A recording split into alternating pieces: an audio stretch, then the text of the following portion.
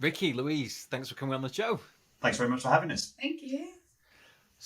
I'm really excited to talk to you guys, and we've been just kind of having a chat before we hit the record button, and my mouth is honestly watering because we talked about some stuff, and you shared a bit of stuff that I actually wasn't aware about you guys, and I know our listeners are gonna love this episode. Um, so, Ricky, Louise, tell us a little bit about yourselves, your business, where you're based, and where you're investing. Yeah, sure. So basically, I work full time still. So my full time job is I work in pharmaceuticals. I guess in terms of our business, it is relatively new. So we kind of started it last year in lockdown. I guess you could say there's two parts to our business. We provide student accommodation in Coventry with a high quality product that we'd like to say. And then the other part is we really offer solutions, I guess, to investors that either want to do earn and learn or passive income, really. And then, yeah, that's... Yeah, so I'm still employed full time. I work for the fire brigades, but I also did, my previous role was a plumbing and heating engineer. So I've worked on building sites for the last sort of 15, 16 years, which has obviously given me a good insight into all the renovations and things like that we've got going on. So, before we hit record, we talked a little bit about your longer term objectives and maybe getting Louise out of that kind of role, and maybe running the business full time. And I knew that you guys had four HMOs, but what I didn't actually know was that you guys had done this as quickly as you have, and I was really taken aback by this. And I'm really, really keen to find out exactly how, because I think for a lot of people the barrier to entry is so high. I mean, just getting into the property market, particularly getting into the HMO market, and then especially the student market, it's really quite tough. And I think it would be really easy to assume that you guys, just gifted bags of cash and maybe had some uncle who already had a huge portfolio that could help you. And I know the story's a little bit different, so I'm really keen to come to that. But I wanna work our way there because what I'd love to start with, first of all, is this piece around the vision. And you've done a case through for us that's obviously in the roadmap for our listeners, which is fantastic. And one of the things that really stood out to me in there was that you guys really placed a huge amount of value on, first of all, figuring out that vision piece. Can you tell us a little bit about that and how you concluded on that and what that actually looked like? Yeah. Okay, for you, Louise, on that one. So I guess at the very start, which is actually not that long ago, I knew I wanted to kind of get out of corporate work. I knew I wanted a better life and I didn't want to be chained to my desk. So we actually did a strategy day where we actually thought about what if we were living our best life, what does that look like? And we hadn't even thought about kind of what we were going to do to get us there. It was just like, what did we want out of life? And it was more just about kind of getting a vision board and collaging and thinking about the three kind of key buckets that we wanted. And we really narrowed it down to, work-life balance. We want to have the flexibility, especially with me being Australian. I want to just go home when I can.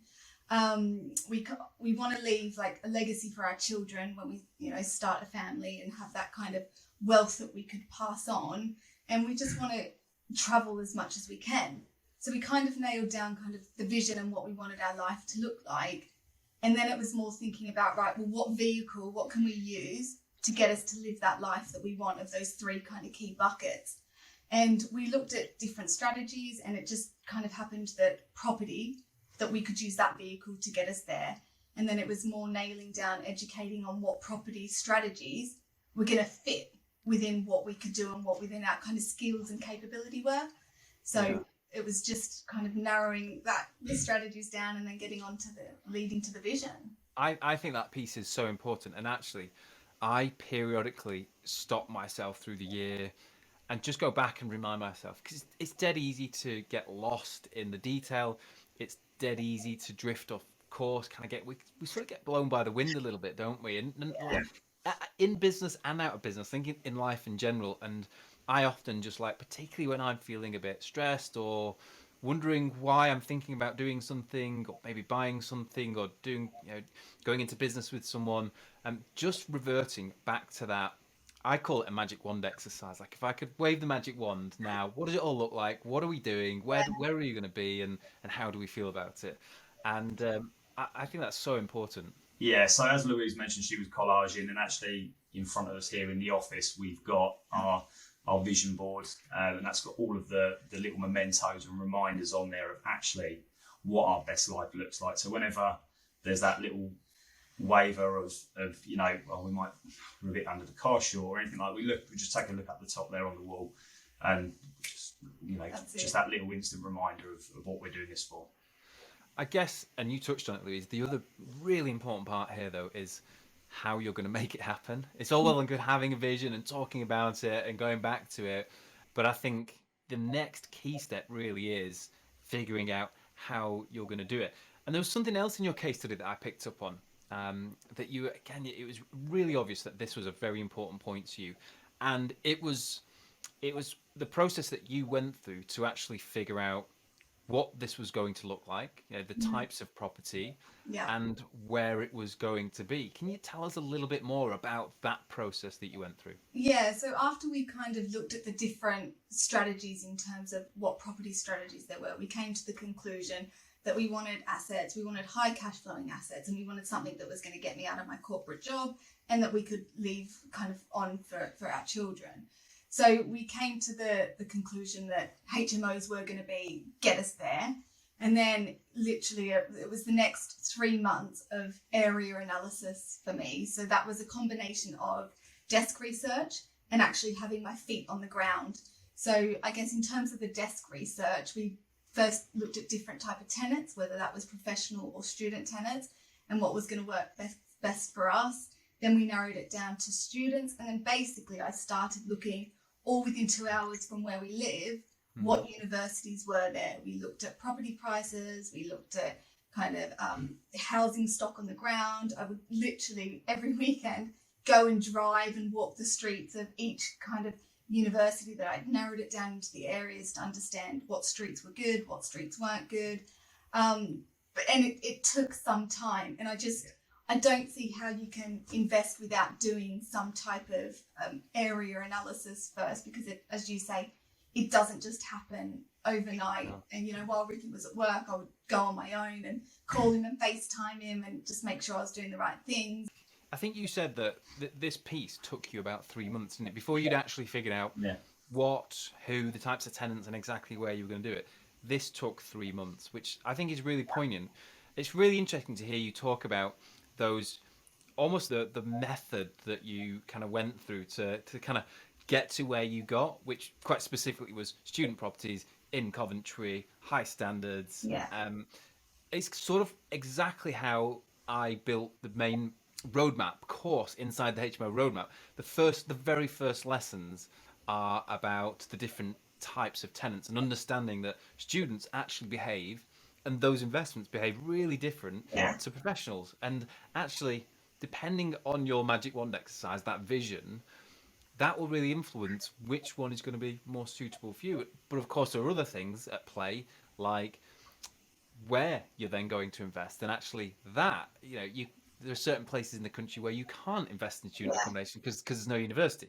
And obviously the places are. And then that has an impact because the barrier to entry in the student market is a little bit higher than the professional market. So you've got to think a little bit more about the compromises you might need to make, things like the amount of capital to get into deals, maybe even the ability to recycle capital, because it's, I don't know whether you guys find this. I know Coventry is a little bit different because you don't have the Article 4 direction, but generally speaking, I think it's fair to say that it's more challenging to recycle the big chunks of cash out of student HMOs versus certainly the professional HMOs, because we can kind of buy them anyway. There's a bit less limitation. So it really actually quite interesting hearing this method that you guys went through, and it should take a few months. Like, this isn't something that should happen overnight, should it? No, and I mean, there's also the aftermath stuff as well that comes with that. Is once you had nailed down that strategy, that area, then that's too far for me to do the work myself and have the people that I work with go and do the work. So that adds the bolt on of then we've got to find somebody to do the work as well. So there's that research involved as well. So it does. You've got the 3 months, but then you've got all the knock-on effects as well. Did you do an exercise where you sort of look at the types of property available, the prices, the sizes, the square footage, like the sold data? Did you do things like that? Yeah, Louise did so much like raw data crunching in terms of price per square foot and things like that. Probably payback period in all different areas. But there was just like Louise said, there was the boots on the ground. There was the viewings in different areas. There was viewings in Article 4 areas. There was viewings in non-Article 4 areas. Yeah. And actually finding out what would work best for us and which way we could recycle our cash and move as quickly as possible. Because ROI was definitely a top of our agenda because we don't have an endless pot of money.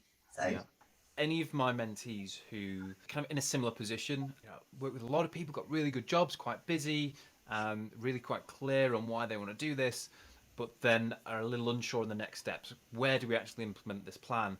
These area analysis exercises are so important because I think without doing them, you really are just kind of putting a pin in the map and almost doing it with your eyes closed. And I talk a lot about trying to be an expert in your area, and this is almost all that foundation knowledge that you need to build your portfolio in that place. We've had a lot of people say, "Oh, you're gambling doing this," and but what we say is, the more you educate yourself, the less it becomes a gamble, the more it becomes an investment. And that's the way we look at it. The more we educate ourselves, the better. Do you think that almost throwing yourself in and narrowing your focus like that forces you to almost be immersed in that market, and then of course then you start doing viewings and you start to meet the right people and you start to have conversations and recognize people, and you can follow up on calls, and all of a sudden the efforts start to compound. Whereas I think that if you're trying to do this across different areas, you spread so thin and you reduce that immersion in any one place, it becomes so much more difficult to execute. Yeah, I mean, we were so laser focused in the area that we have, and very specifically within half a mile of radius of one another, that we have met, all our properties have come through a pipeline through estate agents that we have a relationship with, the builder that we currently work with, and we know other investors on the ground in that area as well that we talk to. So I would comfortably say I fully understand my investment area, on where to invest, where not to invest, and what is going on. Yeah. I think that was a nice segue on to the next question that I want to ask you, which is about how you've been generating your leads.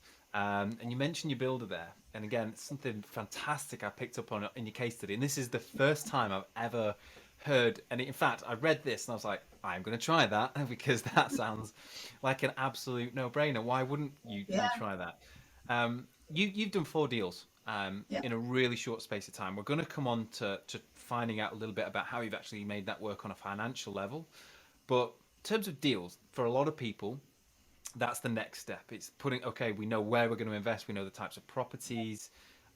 You literally said, I think you guys literally said you look for 2.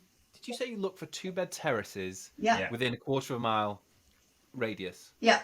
Within half a mile from the university, and all with half a mile within each other. So we're very specific. I hope everybody who's listening today takes that away, because that sort of specificity, I think, is key to getting this sort of stuff right. And that to a lot of people, I think that will sound like you're looking through a magnifying glass, and to some extent you are, but at the same time it's still a huge area with a lot of properties, and if you know what you're doing and can build relationships with the right people, it can be a huge number of opportunities. So the relationship we said about with the builder, I mean, that was one of the key ones first of all for us. And when we first met him, he took us around some of his properties that they were working on, but also his own property. So that was kind of important to us. He invests in the area we invest in as well. And straight away he said, I'll come and do viewings with you. I'll come and have a look at them if you want. And we went to 2, and straight away he said, that's too far. That's too far.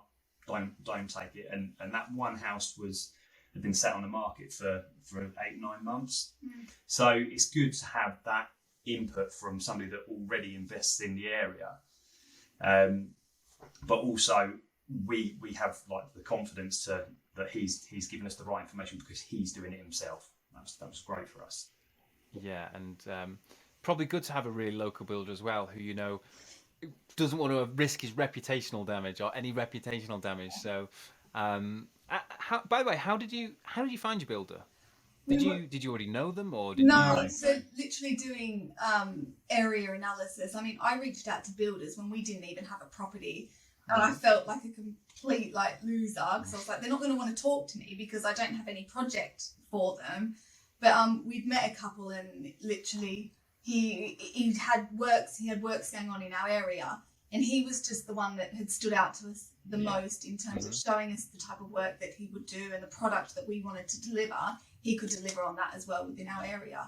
So it was literally because I had my feet on the ground so much before, we were able to kind of see his advertisements. Yeah, just his signs were everywhere. I think it's sort of got the monopoly of the works going on in Coventry.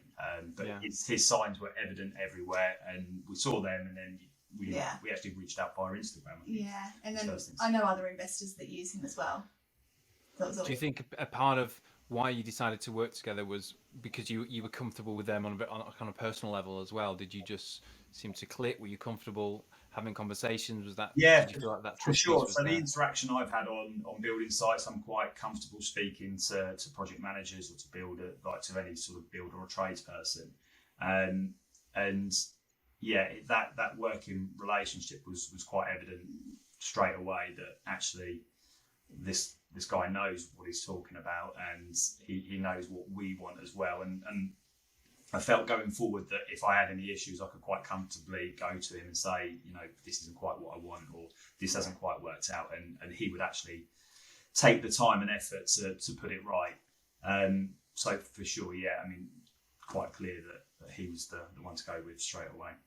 It's really good to know that you've got the right builder on side, because it's such an important part of what you're doing when you're building a portfolio. And it's good that you haven't had to kiss any frogs, because a lot of people do. I think unfortunately it is one of those industries where it can be tricky to find the right person, but you've also got to make sure you do find the right person. I think that's a mistake I do see people making, not putting enough effort and time into making sure that they've considered whether someone really does have the experience to do the sorts of projects that they need. Because actually, what you need in a HMO is quite specific. And actually, before we hit record again, we were talking a little bit about some of the stuff that you guys wanted in the HMO, and you said your builders totally sort of on board with the sorts of specs and designs. So I do obviously most of the site visits. I'll go up like once or twice a week at least.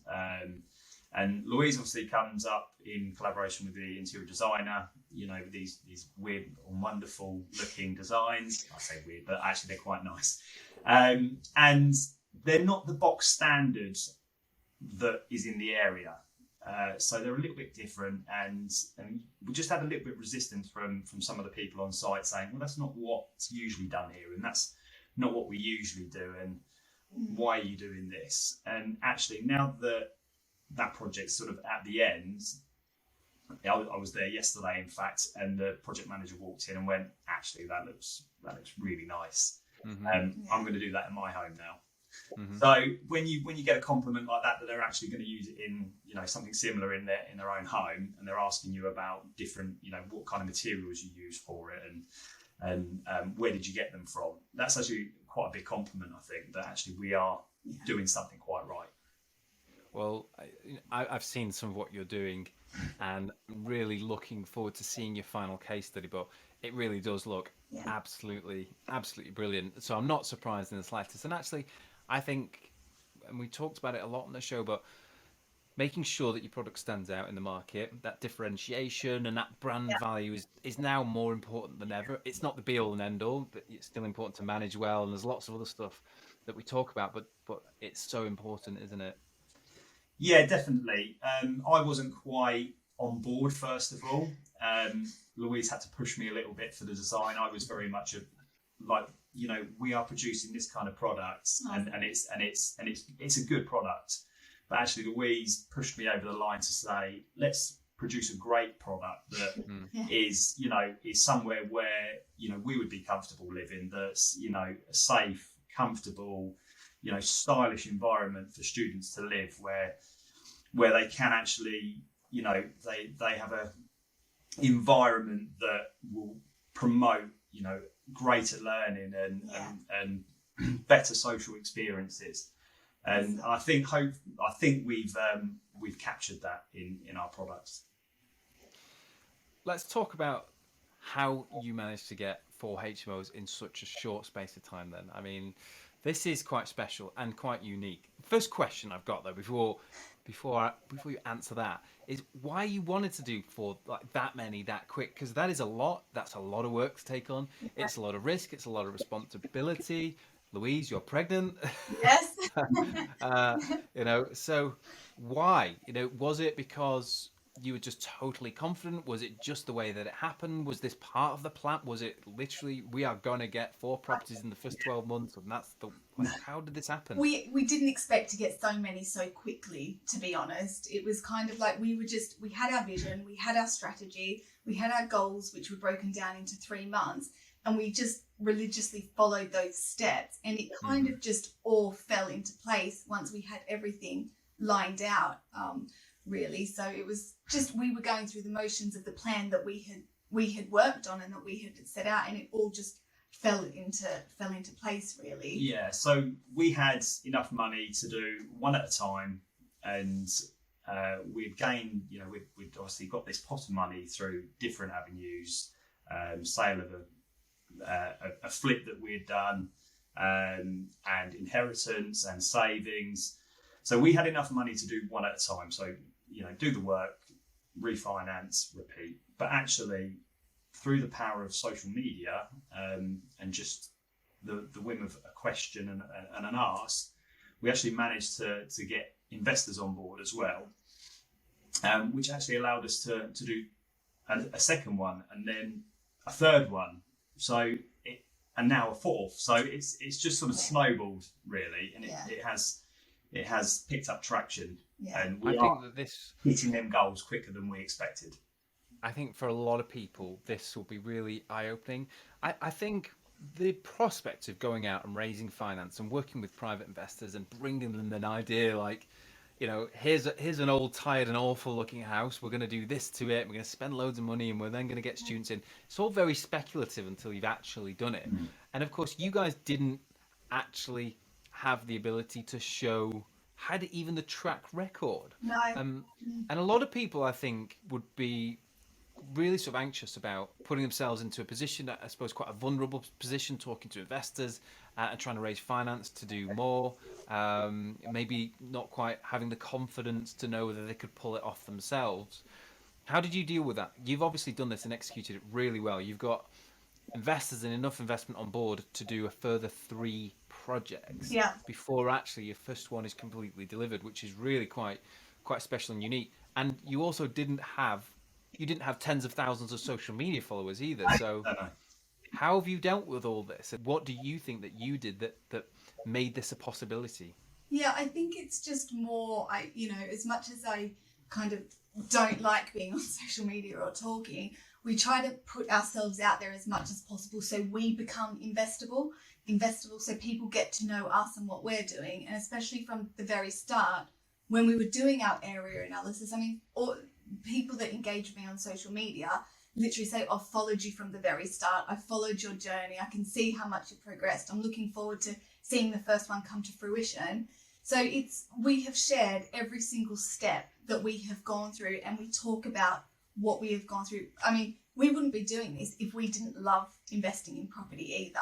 So I think it's a combination of, we put ourselves out there, we share our wins, our challenges, and then we love what we're doing and we love talking about what we're doing. So I just think it's a combination of everything that's really attracted people to come to us. I think Lou and I have a nice balance as well, with the corporate side and the running of the business, and then obviously the track history I've got with working on building sites as a heating engineer. Actually, we can bring both sides together as one, and I think that's sort of quite appealing as well. That actually we've got that knowledge from both sides of the business. Do you think that just initially just sharing your story, just kind of inviting people in through that window, and showing them what you were doing while you were doing it, do you think that has been a really important part of it then? For sure, yeah. I mean, there's been a lot of times where I've fought Louise on social media, and I've never been comfortable in front of the camera, but actually my weekly update from the building site seems like such a natural thing for me to do now. Introducing myself and what I've done, like my history and my past and what I've done, what qualifications I've got, I put them all on there. And actually walking around the sites when I'm doing my weekly updates and talking about the ins and outs, the actual the specifications and things that actually go into the build, not just saying, they've built this wall. And I think that's it's good to. I like to sort of bridge learning as well. So I like to try and encourage learning and part that onto other people while I'm presenting that. And I guess because you do that, you naturally attract people who are interested in that and interested in the values that you obviously share through the process of doing your investments and the stuff that you talk about, and you naturally find this audience that reciprocate that, and of course the chances of then that audience becoming investors, or if it was another type of business, customers, is significantly increased. And I think it's I had a quick flick back onto your Instagram profile, which is brilliant, but like I said, it's not tens of thousands of followers at all, and it just goes to show that it doesn't have to be some elaborate, incredibly well thought out social media strategy with getting thousands of followers before you do anything. Actually, it can be as simple as just picking up the camera, talking about what you're doing, and just letting people in. And it's so powerful, and it's really, really interesting to see how effectively you guys have done it and the impact that's now going to have on your business. Just a few organic followers can really change your business. I never thought people would invest in us. I remember first asking for money on social media, and I was like, oh my gosh, no one's ever going to invest. But within the sake of kind of a minute, we had raised the money that we needed to buy our next properties, really. So I was blown away. I was gobsmacked. The first time we put it out there on social media, we would just sort of push to say, just ask, what's the worst that's going to happen? Yeah. And actually, we had the money that we'd asked for. I think we worked out 3 minutes we'd had that money, and then within 3 hours we'd had 3 times that amount of money pledged to us. So it's just crazy, just absolutely crazy. It's fantastic to hear. So tell us then a little bit about how you actually work with investors, and how have you managed to mold this, I guess, and actually, Lou, you described this as being a key part of your business. In fact, again, just a really poignant observation. You might well be the first person that has come onto the show, Louise, and described yourself as having 2 arms to your business. One being that you develop products that you sell to customers, and also a second one that you. The more this is going through my mind as I'm saying it, the more I'm thinking about it, the more I think it's just genius. You have a second strand to your business, which is working with and servicing investors, and I love that you see it like that, because that's exactly how I see it when I work with investors and when I've done it. It's a key part of the business. So you have obviously understood that without that, your business and these sorts of goals to get you to this magic wand exercise, that let's be honest, they're not going to happen, and because you've got to find the finance to do more deals, to recycle more capital. But it's really, again, I think it's really important. I hope everybody takes it away from today's episode that you said that, and that is how imperative you see that part of your business. Yeah, definitely. I mean, we leave money in each deal that we do. We pull all of our cash out. So it had to become a key focus for us in order to progress. And, the investors have a problem, right? And they need to solve that problem. They're losing money, leaving it in the bank. But majority of our investors want to learn what we're doing. So we have some investors that do a passive that just like, I just don't want it in the bank. But the majority of our investors we open up our business to them basically twice a month, where we say, right, we'll give you an hour of our time once a month via a Zoom session, and we'll give you an hour on the building site, or a day on the building site once a month as well, and that solves their problem. And it is majority new investors or people wanting to learn or get into the industry. Yeah, so I definitely see it as an arm of our two sides of the business, and it's solving a problem that they have that we can use within our business, really, and it is a focus of ours. Yeah.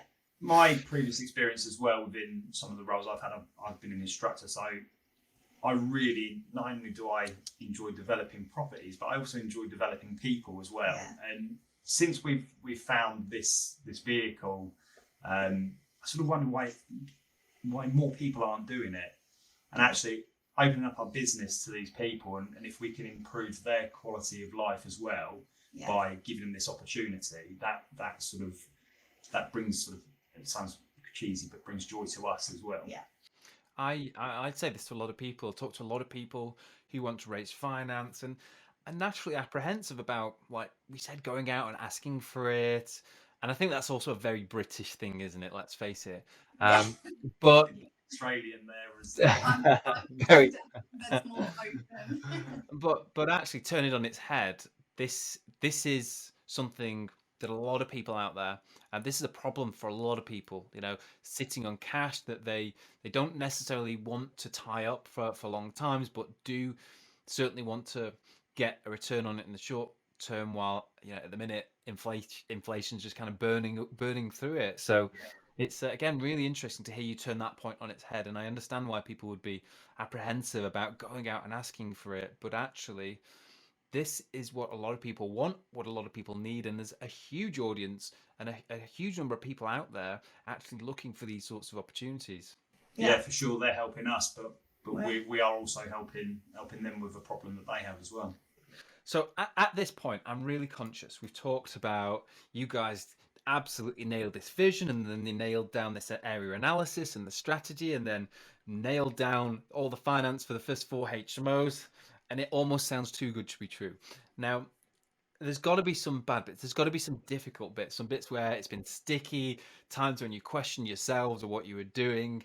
What else has been involved there? What challenges have you had to overcome to get where you are? So mindset was one of them, really. I mean, it was, as before we had even understood what we wanted to do, I literally had shiny penny syndrome. That was a real challenge. I just wanted to understand and kind of make the cash flow as quick as we could, right? So it was more about getting our mindset right and understanding, I guess, that and how we can move forward. But I guess in terms of the properties and the business itself, what would you say? The big one for me was time, because obviously we're both employed full time, and then like we said, we got a lot of money through savings, so we had part-time jobs as well. Louise was working as a fitness instructor part-time. Obviously I had my plumbing and heating company on the side as well, and finding the time to actually do everything we needed to was somewhat of a challenge. We decided that what we needed to do was knock those on the head, and our time was a lot more valuable to the business than actually a few extra pennies coming in at that point. So actually, to take these steps forward, you had to first take a few steps back. You had to make some sacrifices to actually do this in the first place. Yeah, and it was that short-term sacrifice that we took for what would actually be a long-term gain. We will lose those few extra pennies in the short term, but hopefully we will gain that intergenerational wealth that we would create for our family for the future. I think I planned an episode recently, and it may air before our episode here airs, or it may be after. I'm not too sure yet, but I went back and I reflected on the first few years of being full time in my business, and which was kind of the first real step change for me. And I had these ideas and grand visions and what, obviously a long-term plan, but actually I remember that the short-term, the sacrifices, and actually what I really wanted was my time and freedom to do what I wanted. And for a period of time, I I did the opposite. I was spending all my time doing this. I made huge sacrifices with friends and family and relationships, and it took me a little while to get out of that. So for me, it got much harder before it started to get better. But the one thing that I was I was always quite resilient and I could swallow that, and was really adamant that actually if I kept trying and kept trying and kept trying, I would break through. I would kind of make it happen. Yeah, it's definitely not forever. Yeah. We're definitely not going to have this hardship. It's not hardship, but we're definitely not going to have this workload forever, unless we get the further bug and carry on doing it. You hit the nail on the head. You have to be resilient, and if you're not resilient and just keep going, then it's going to make it really hard. Because trust me, at times I've wanted to give up. I'm like, oh, I don't want to do this anymore, or I'm so tired, or I don't have the time to do it. But we've literally just, we have each other to kind of push each other along, or the network that we have to keep us going. So, four projects, one just coming to the end now, just about to be photographed, looking incredible. Another three simmering away, some more refurbs to start. What can we expect to see the rest of the year? Is it just a case of digesting what you've already got, or are you planning more projects? Oh, we definitely, our kind of strategy is, as we're so, I guess, defined and focused on what we want to do, it is literally rinse and repeat as quick as we can and as fast as we can at scale, really. So we will, for the foreseeable future, we will stick to HMOs in our very defined area until that changes, but you would expect the same. Yeah. Well, I'm certainly really looking forward to seeing that. It's been an absolute pleasure to have you on the show, guys. Thank you for coming on. Thank you for sharing this really unique story. Thank you for being so honest about it. But actually, I think thank you for being incredibly inspiring about this. You've actually really inspired me. Just how you've obviously taken this and really kind of just knuckled down, recognized what needed to be done, and then done it. And I think for a lot of people, that part between thinking and planning and actually doing it is the toughest bit. But it's really great to see such a good example of how well this can actually work. So thank you so much for coming on and sharing this with us. Yeah, appreciate those kind words. You need to take that jump out of your comfort zone and push forwards. Is there a way that people can connect with you if anyone wants to find out a little bit more about what you're doing, or any opportunities that you've got, or maybe just want to have a kind of a sneak peek at some of the projects you're doing, what's going on? Is there a way that they can get in touch? Yeah, everything we do is on Instagram, so it's Perfect Abode UK. That's what we kind of brand ourselves at, and the website you can get through our Instagram. Well, it's Perfect Abode Investments. But social media or the website is where to stay up to date with what we're doing. Wonderful. Louise, Ricky, it's been an absolute pleasure. Thank you so much for joining me on the show today. Thanks very much for having us. I appreciate it.